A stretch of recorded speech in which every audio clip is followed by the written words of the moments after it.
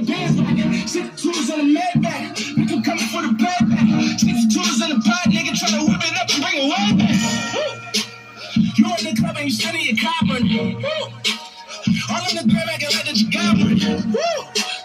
We're looking at you like you need to stop it. You're killing yourself with that little of a body. I got that go to the mall and get what I want, baby. Yeah. You didn't take open that phone, that's what you want, hey. Right. Yeah.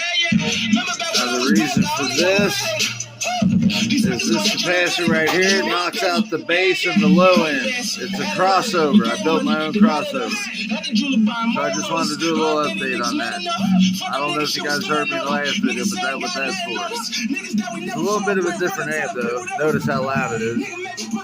I have a double power source. Because remember the last time I used a rechargeable battery from a vape? Well, those batteries happen to have a lot of watts.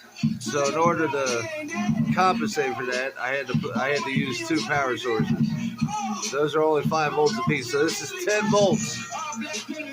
Not sure how many watts, but I will tell you that that's a 25 watt speaker. It's pushing down there, along with the crossover, cutting out the low end, where you get is a high end there.